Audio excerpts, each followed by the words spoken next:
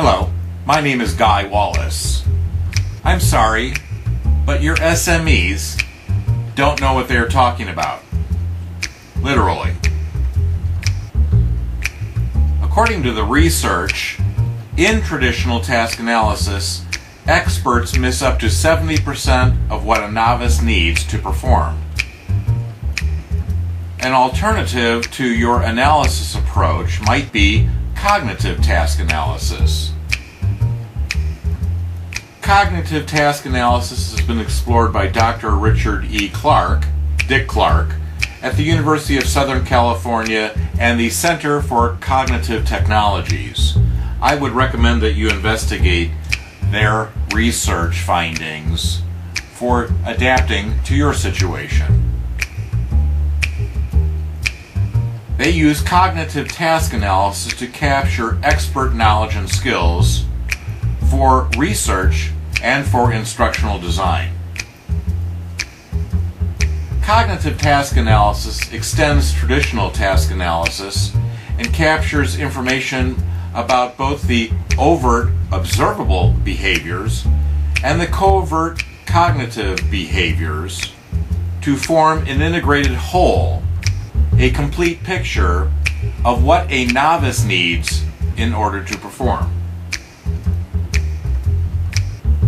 70 to 90% of knowledge is procedural, automated. It's not conscious. Your experts are actually unaware of what they know in order to do. Analysis of 25 years of research indicates that the best instruction contributes only an average of 20% to the increase in performance post-instruction. Our mental capacity is limited to 3 to 4 items at once, not the 7 plus or minus 2 that we used to think of in the past. Cognitive task analysis is an interviewing strategy for capturing how highly successful people perform complex tasks. It's not needed for every task that you might need to analyze. Some things are rather straightforward and don't need this level of analysis or this approach to analysis. Cognitive task analysis involves a series of individual interviews and observations. Note there are over 100 approaches to the conduct of CTA, cognitive task analysis, but only 6 were deemed to be evidence-based and therefore valid.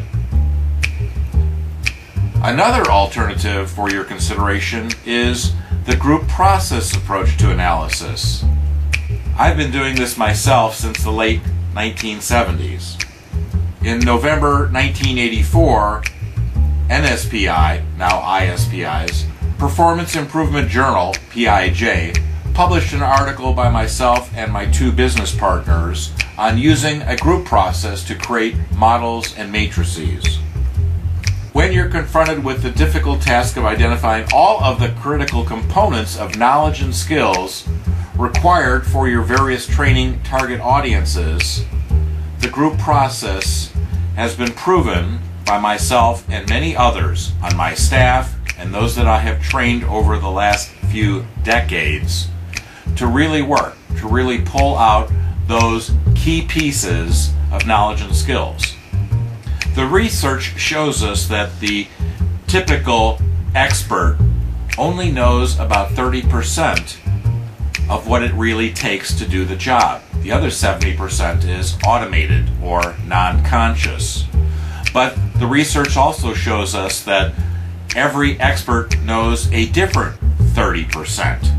And so by involving many experts via cognitive task analysis or this group process approach will help you fill in the gaps, help you have the experts fill in the gaps, and confirm the accuracy and completeness as you truly get more accurate and more complete. A free PDF copy of this 1984 article is available on my website in the Resources tab. Check under Free Publications, Chapters, and Articles.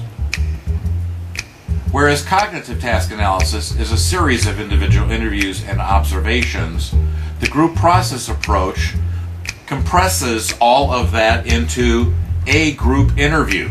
Now, this may be done for both analysis and later design, but I have been performing 2 or 3 or 4 day meetings to analyze an entire job or a function or a process or a set of processes. As always, it depends. A 1 to 2 day meeting may be all that's required for your situation. Again, as always, it depends. But please, be aware. Warning. Just because a group of experts comes to a consensus on the what and how doesn't make them right. Reviews with others, sometimes called alpha and beta testing, and pilot testing, are also critical to prove them accurate, complete, and appropriate.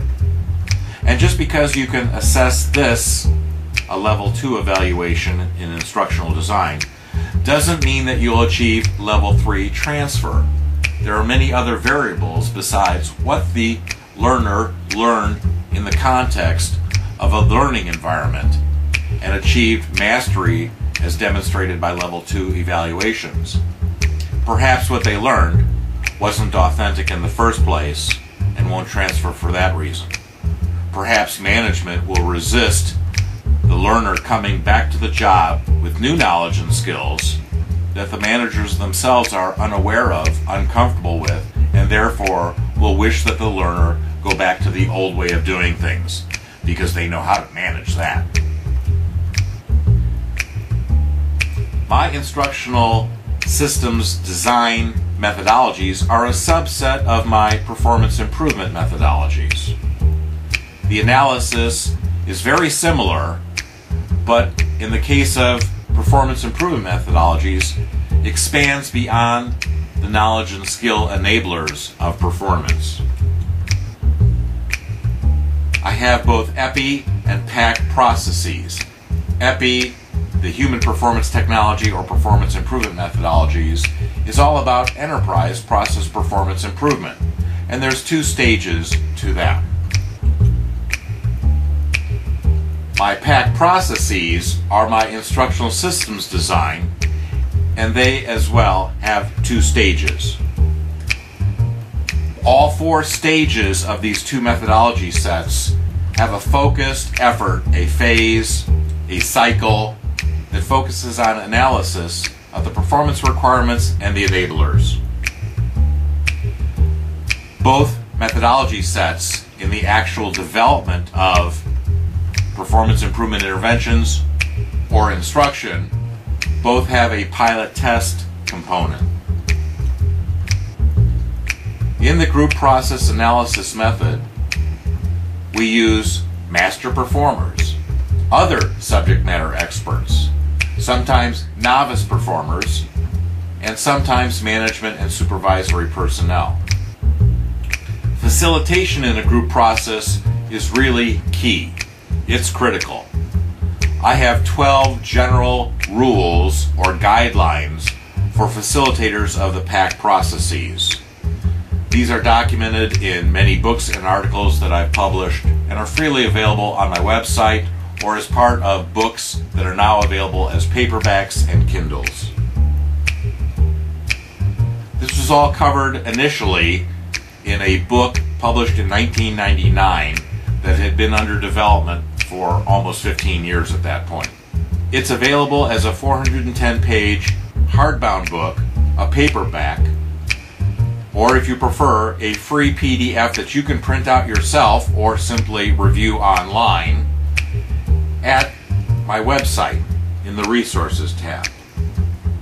My book was reviewed back in 1999 by several leading gurus in the instructional design and performance improvement field.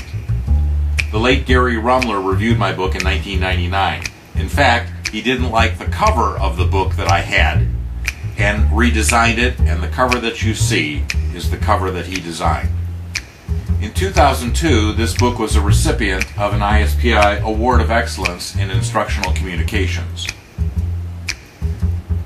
Mickey Lane also reviewed my book in 1999 and wrote a very nice review for my marketing purposes.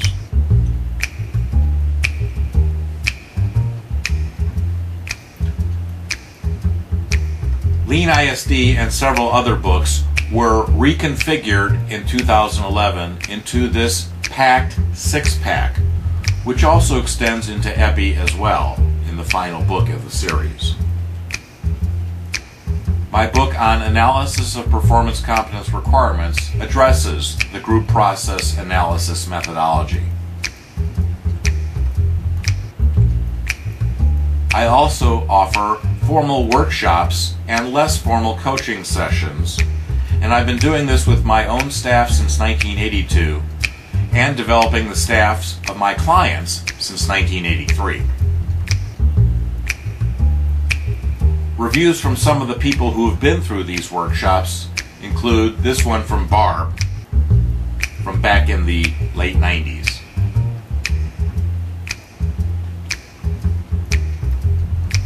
Two other clients wrote this about their experiences at two of their companies.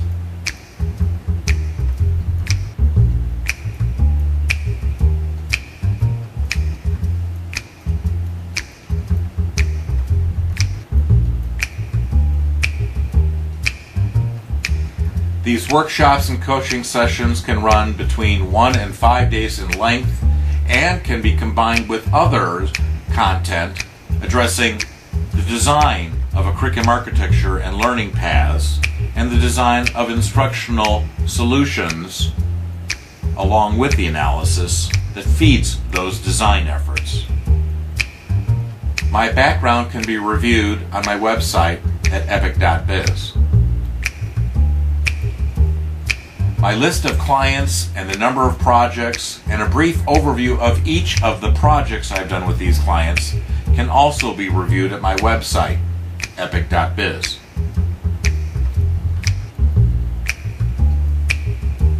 Contact me if you'd like more information.